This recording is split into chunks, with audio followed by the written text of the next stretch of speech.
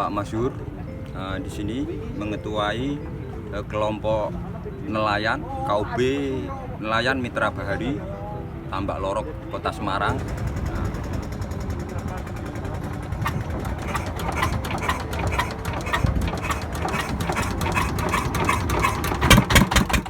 Saya dari kecil lulusan SD sudah melaut.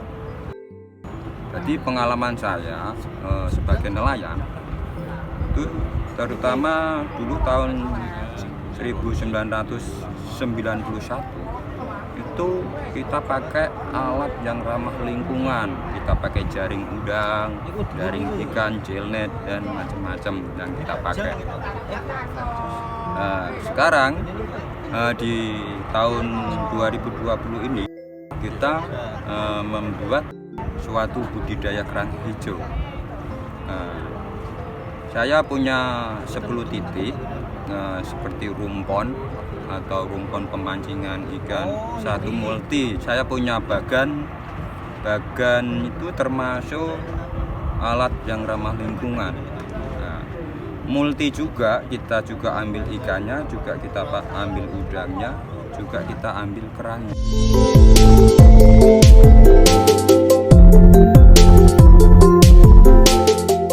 Yang saya lakukan selama ini untuk pembuatan budidaya ini dengan bibit alami. Jadi kita nggak pakai bibit dari bibit manapun, tapi ini dari alam.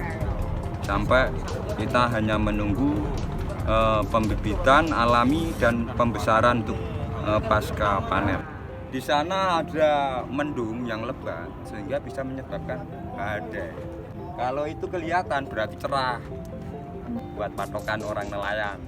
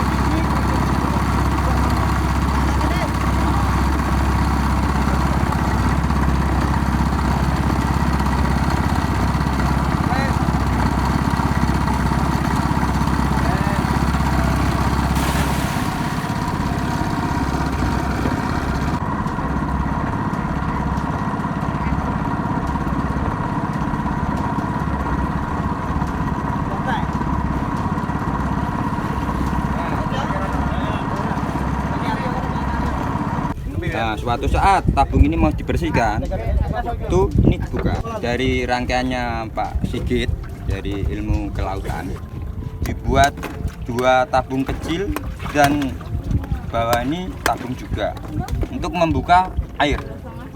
Nah, tabung dari yang pompa ini larinya ke filter pertama, diisi dengan molekuler. Molekuler ini gunanya adalah untuk peresapan panas atau air. Sehingga ini ada sarangannya juga, di sini ada sarangannya. Air menetes ke tabung ini, kecil ini. Nah, kalau ini banyak kita buang. Nah, setelah ini tabung ini muat angin, lalu lari ke sini, ke tabung besar. Ini diisi dengan karbon aktif. Ini isinya karbon aktif. Karbon aktif ini gunanya termasuk buat terapi paru-paru kita. Sehingga ini sudah melewati dari karbon aktif ini masuk ke selang. Spiral ini masuk ke tabung. Tabung ini isinya bukan oksigen, tapi sudah nitrogen. Nah, yang kita hirup, yang kita pakai selama ini pakainya nitrogen. Lalu masuknya ke selang. Nah, selang ini kita hirup. Nah, dengan tekanan udara ini. Nah, ini keluar. Nah, ini keluar angin sama bisa mengatur pernapasan kita di dasar laut. Nah, dari kedalaman berapa meter pun kita bisa jangkau. Ini termasuk buat GPS loh ini. Selang ini. Kita di darat, kalau di dasar laut kita ada sendirian, tinggal narik. Nah, selama mesin ini tidak mati, kita di dasar berapa jam kita bisa. Jadi kita pakai alat yang seperti ini. Nah, sambil mengambil kerangnya. Jika ini penuh, maka kita ke permukaan. Nah, lalu disuntak di perahu. Jadi kalau kita lagi pasca panen, paling 10 menit sudah penuh. Jadi kita ke permukaan sampai, kalau tergantung kita target mau mengambil 2 kintal, berarti ini satunya lebih dari 30 kilo, berarti 5 kali kita menyelam. Nah, setelah satu titik habis, kita pindah ke titik lain, ke titik lain. Hampir sekitar 3 meter, 4 meter. Ya 5 meteran lah termasuk. 5 meteran. Mengeluarkan modal tapi hanya sekali kita tanam bambu. Seharga 19.000 atau 20.000. Berarti kalau kita tanam sejumlah 500 bambu, 501 batang itu bisa tumbuh sampai 10 kilo sampai 20 kilo. Tinggal kita kalikan aja.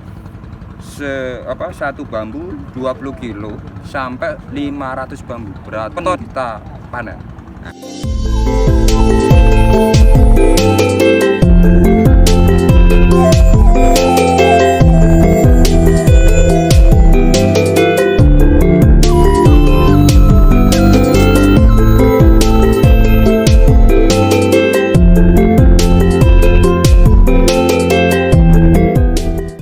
Perbedaan dari cakangnya, kalau lebih ke dasar, lebih dekat dasar laut itu cakangnya agak warnanya kehitaman, terus dagingnya itu warna keputihan, terus yang warna merah atau oranye itu biasanya di pertengahan air. Selama pandemi ini itu termasuk menurunnya harganya, itu menurun 5.000 sampai 6.000. Tapi sebelum pandemi harga itu sampai 10.000 sampai 9.000. Dikarenakan pandemi, karena banyak restoran atau seafood itu yang banyak gulung tikar. Keduanya juga melimpahnya kita panen. Marem. Mantap.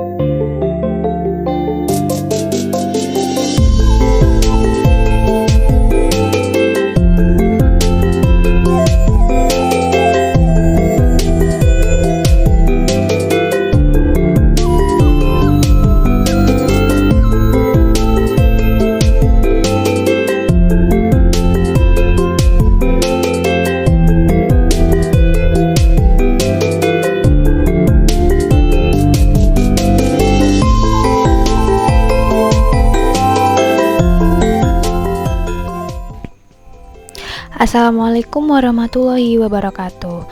Terima kasih teman-teman sudah menyaksikan video ini. Jangan lupa like, komen, dan juga subscribe. Wassalamualaikum warahmatullahi wabarakatuh. Bye.